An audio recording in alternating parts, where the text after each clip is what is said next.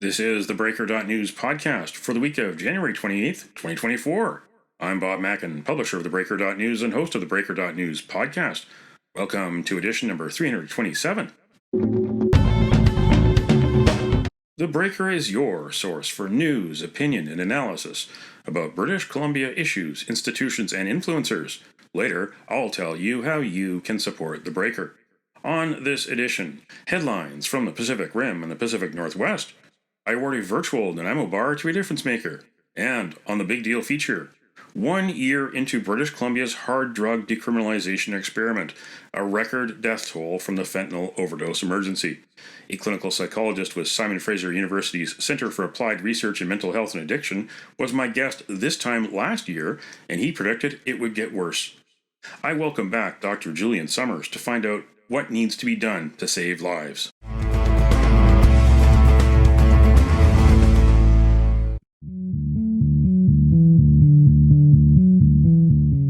This is the Big Deal feature on the theBreaker.news podcast.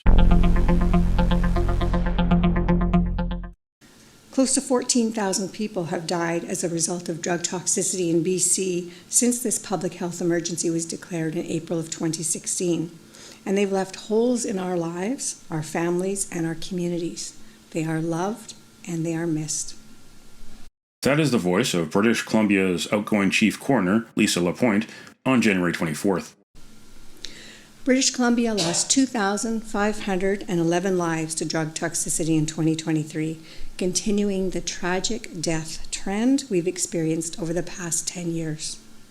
The majority of deaths occurred amongst those aged 30 to 59, and males account for about 3/4 of those who have died. British Columbia's drug toxicity public health emergency, declared in April 2016, is a direct result of the arrival of illicit fentanyl to the province's unregulated drug market. Since that time, illicitly manufactured fentanyl has continued to be the main driver of our province's toxic drug crisis. Since April 2016, 13,794 people in our province have died. There have been more than 40,000 deaths from opioid toxicity across the country in that period. In British Columbia, drug toxicity is now, and has been for many months, the leading cause of death amongst those aged 10 to 59. A record year for deaths from toxic drug overdoses in the province, 5% more than 2022, at a rate of almost 7 per day. 2023, January 31st to be exact, was also the start of a 3-year experiment in BC. For the time being, adults are no longer arrested for possessing 2.5 grams or less of hard drugs, including cocaine, heroin, meth, and fentanyl. My guest on this podcast is Simon Fraser University's Dr. Julian Summers, clinical psychologist with the Center for Applied Research in Mental Health and Addiction. Dr. Julian Summers joined me this time last year when I asked him if decriminalization of hard drugs would have any positive impact. Dr. Summers, you said that decriminalization on its own would not help.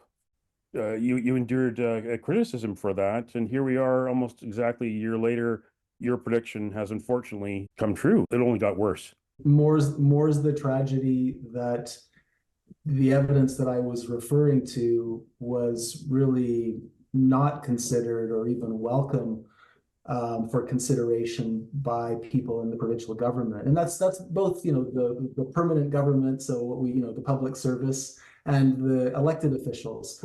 They're working together very closely now for a number of years on our current policy direction, but they're working in isolation. And as we said a year ago, if we looked at other jurisdictions, even those that had made similar steps to us, like Oregon, California, especially some California cities, had decided even a year ago the way that they had gone about trying to improve things through changing drug possession laws was counterproductive.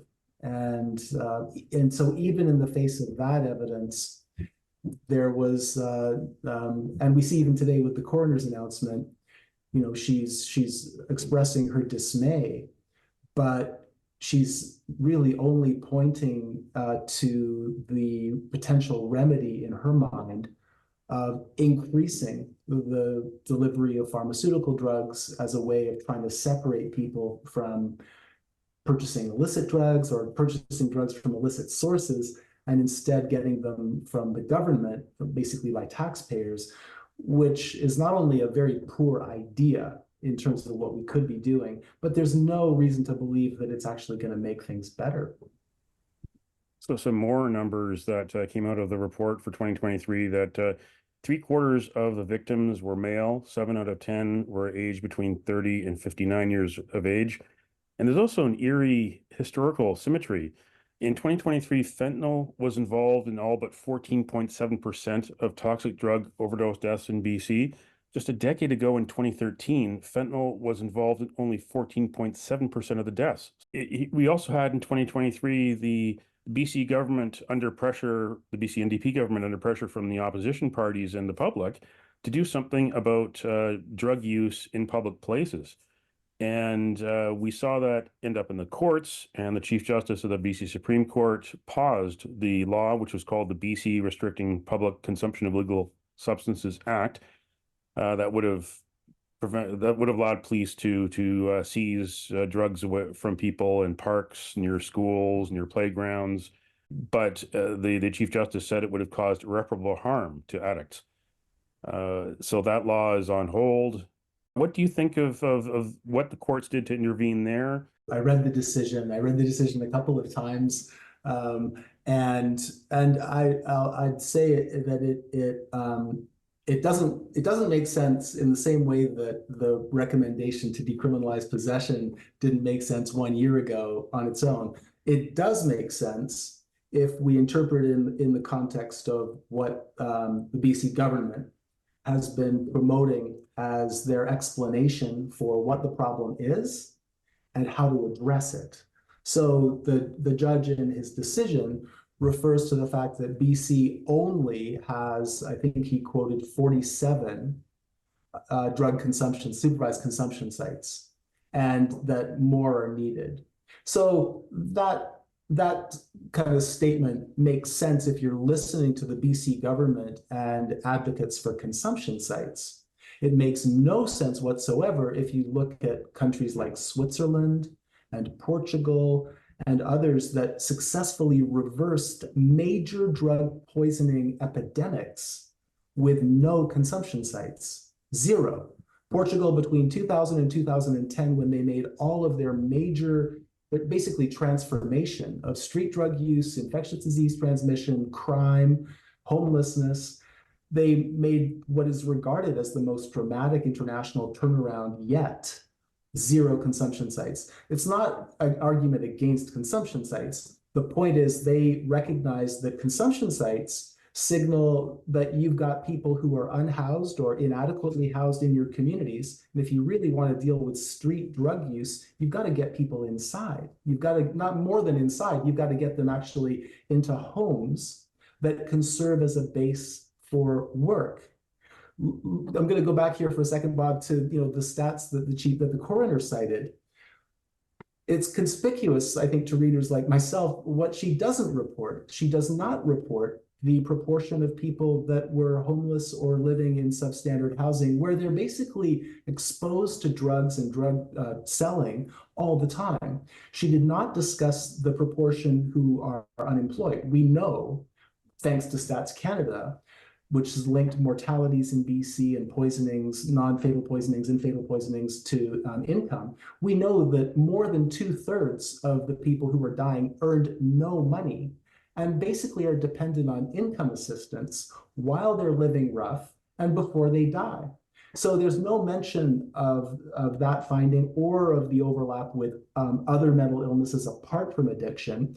And by the way, there's no mention of the fact that although what you said regarding the shift in the proportion of deaths linked to fentanyl is absolutely correct, when we look at who's dying in the toxicology reports, it is almost never fentanyl on its own. It's fentanyl plus benzodiazepines, plus methamphetamine or other amphetamines. And it's this combination of drugs. Fentanyl is legitimately, I think, referred to as cause of death.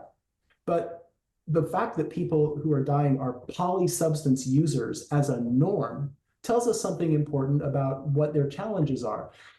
I'm listing things, all of which are things we can address, things we know how to address. Long-term homelessness, living in squalor, unemployment. We're losing people on average, I believe the age is still in their 30s. Drugs have now become the leading cause of death among British Columbians 10 to 19. We've got a foster care problem that feeds directly into this. And if the chief coroner was really serious about using evidence to prevent new people from entering high risk, she'd begin listing some of these things that are not about the toxic drug supply, but about the conditions that our members of our population are forced to live in and that we could improve, by the way, for about the same amount of money as it costs to send people repeatedly into hospital, repeatedly into jail, providing income assistance as a primary source of survival. You know, all of those things have been shown to be addressable, and those really, when she refers to root causes, those are the root causes. Her sole recommendation, the drum that she and other members of the government keep beating, is this pharmaceutical drum. We've got to introduce that.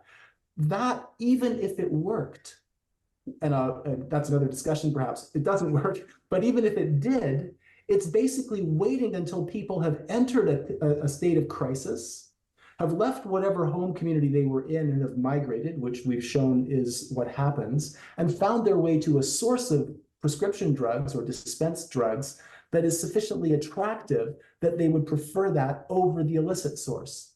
So in other words, it's doing nothing to prevent new cases. And we need urgently to make preventing new cases a fixation in BC.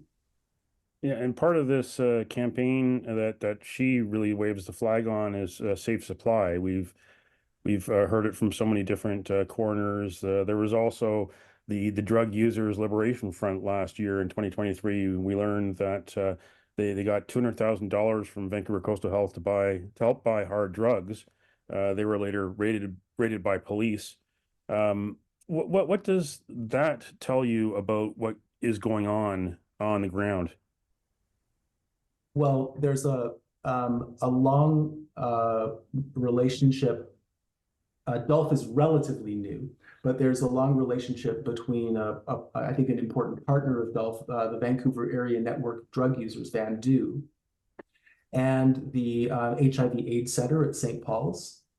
Our former provincial health officer, Perry Kendall, his deputy, Mark Tyndall, all of whom were infectious disease either specialists or focused on their attention on the AIDS crisis. There's Dr. Martin Schechter, the scientific director of the Michael Smith Foundation, which is our primary provincial health research funder. And the BCCSU formed from the HIV/AIDS Center for Excellence, which was partnered with VANDU and other groups in their work addressing AIDS. So now we have those groups plus an entity on the island, AVI, that's short for AIDS Vancouver Island.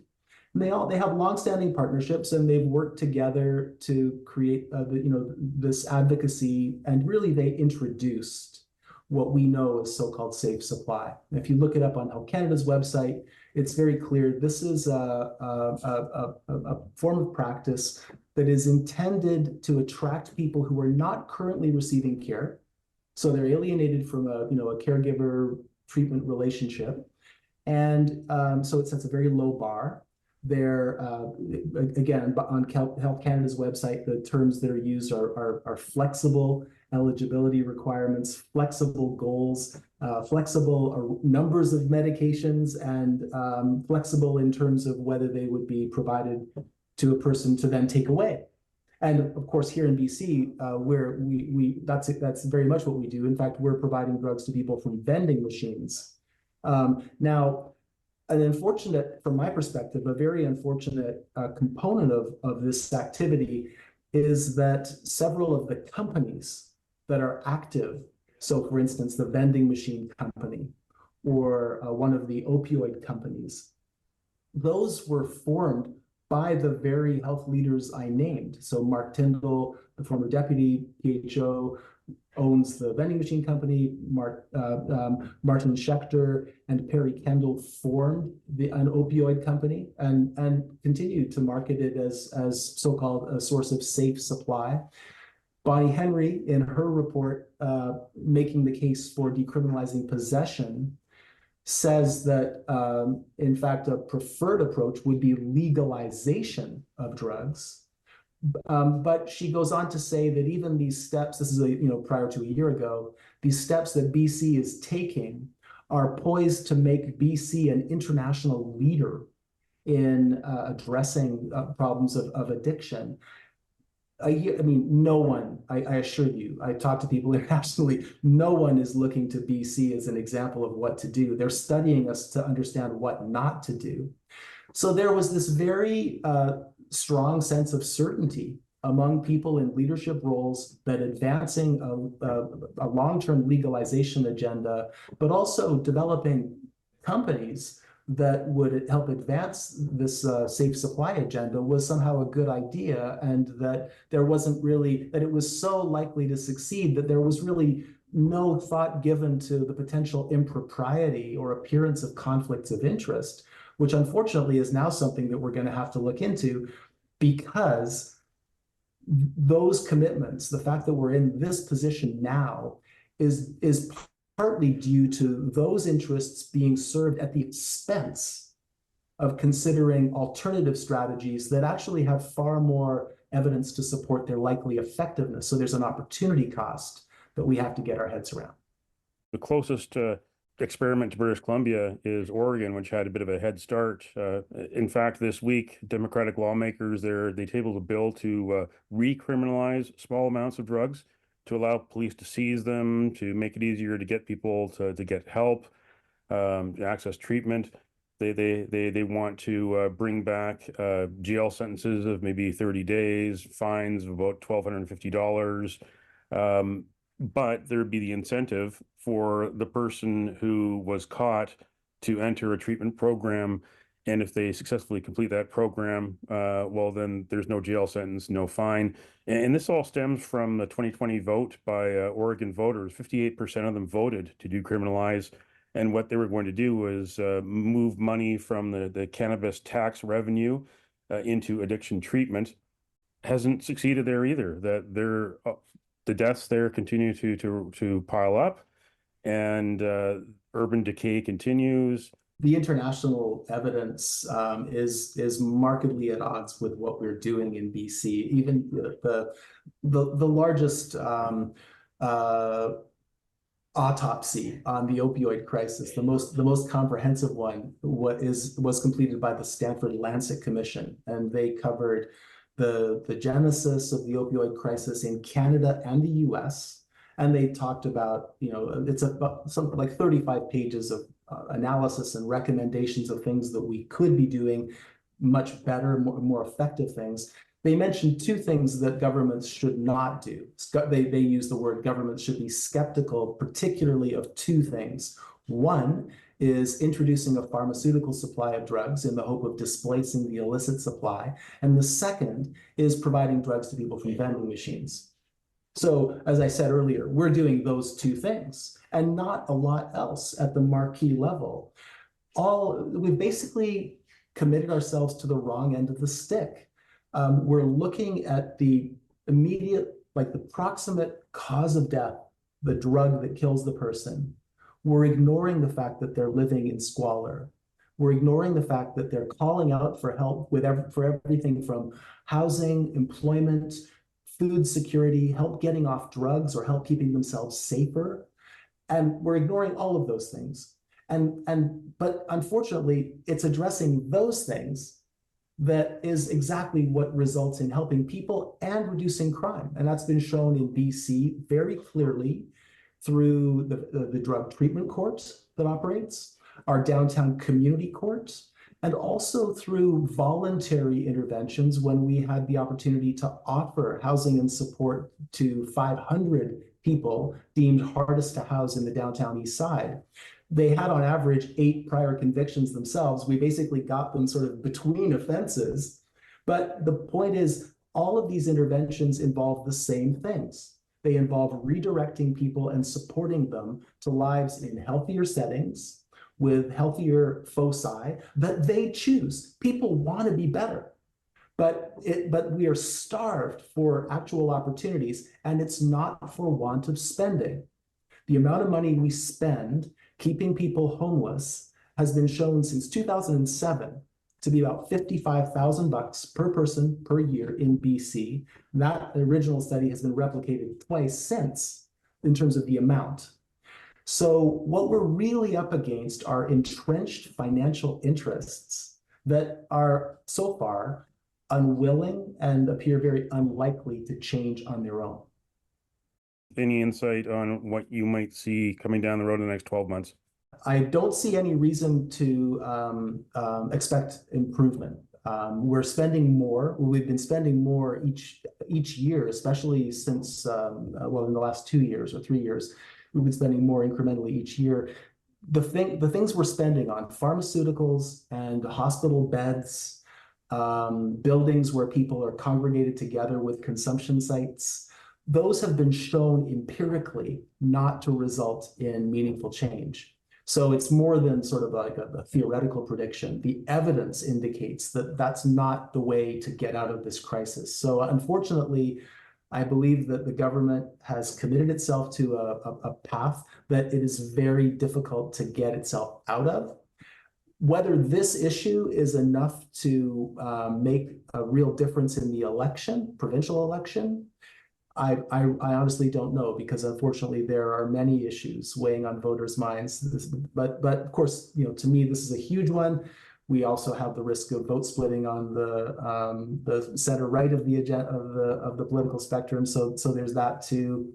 But honestly, the most likely opportunity for change, I think, is at the ballot box. Well, thanks very much. Pleasure, Bob. Great talking to you. That was my guest, Dr. Julian Summers of Simon Fraser University. He's a clinical psychologist with the Center for Applied Research in Mental Health and Addiction.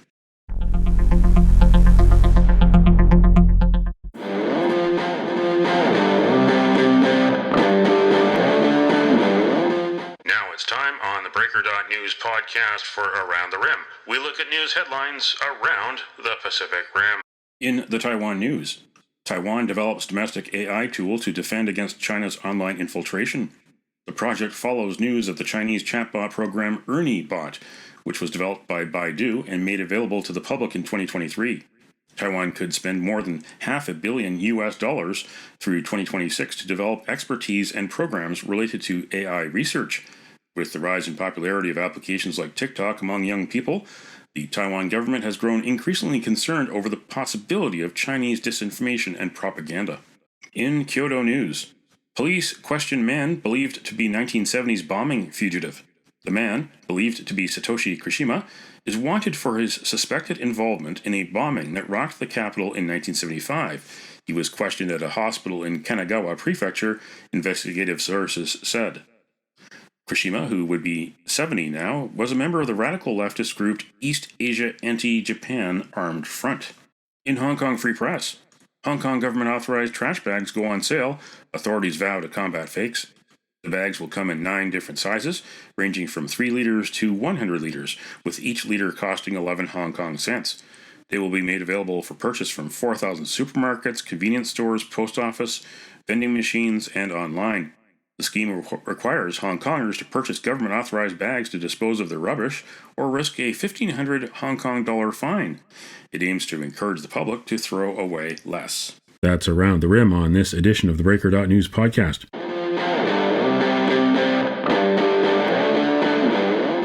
Now it's time on the theBreaker.news podcast for Cascadia Calling. We look at news headlines around the Pacific Northwest. In the Oregonian, eggs raised or sold in Oregon and Washington must now be cage-free. Commercial farms with 3,000 or more chickens must give their birds room to move around. Oregon and Washington join a handful of other states that have passed similar laws. California and Massachusetts already have cage-free laws in place, and more states, Utah, Colorado, Rhode Island, Nevada, Arizona, and Michigan, have passed laws that will go into effect in the coming years. When Oregon's law was passed in 2019, the Humane Society said the move would improve the well-being of some 4 million hens in the state. In King 5, activists react to City of Seattle settlement with 2020 protesters. The City of Seattle agreed to a $10 million settlement with about 50 protesters who said police used overly aggressive tactics in 2020. Plaintiffs say they were injured during the George Floyd murder protests. The city is not admitting to wrongdoing. City Attorney Ann Davison said the settlement was the best financial decision for the city rather than going to trial. Activist Larry Gossett led Seattle civil rights protests starting in the 1960s and went on to be a long-serving King County Council member. He thinks this settlement is a one step in the right direction of upholding the right to safely protest. In the Times-Colonist, disgraced Victoria mortgage broker Greg Martel's Las Vegas home to be sold for $5.1 million US. Receiver Price Waterhouse anticipates more than 1,300 investors could be tied up in Martel's scheme, which it estimates involves nearly $300 million. Martel's current whereabouts are unknown to the receiver, though PwC says it learned he had been exiled from Thailand after August 30th, at which point he traveled to Dubai. Warrants for Martel's arrest have been issued in Canada and the U.S. That's Cascadia calling on this edition of the Breaker.news podcast. Don't matter what color you are, 'cause love will conquer hate, so you won't stand alone, you won't stand alone.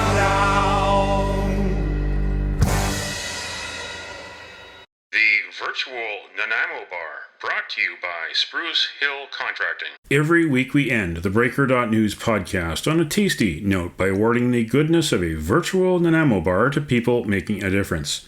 A virtual version of the province's favorite dessert bar goes this week to Parents, grandparents, guardians, those that take time out to read a story to a child or take them to a library. January 28th is the end of Family Literacy Week in British Columbia, but every day is a good day to help a child learn to read. You can nominate someone for a virtual Nanaimo bar. Send me an email to bob@theBreaker.news. Spruce Hill Contracting, custom homes and renovations. Find more information at sprucehill.ca.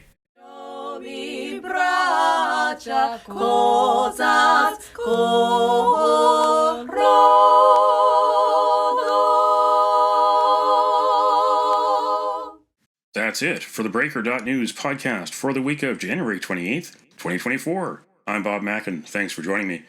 Did you know that on the 28th of January in 1965, the royal proclamation that made it official, Canada's new red and white maple leaf flag, designed by George Stanley? Now you know. Send me your feedback, send me your story ideas to bob@theBreaker.news. Bookmark theBreaker.news. You can also find us at theBreaker.ca. Sign up for the email newsletter and get updates to your inbox, or follow the Breaker News as news happens on X, formerly known as Twitter. And you can support The Breaker for as little as $2 a month. For more information, go to patreon.com/thebreakernews. That's PATREON.com/thebreakernews. Until next week.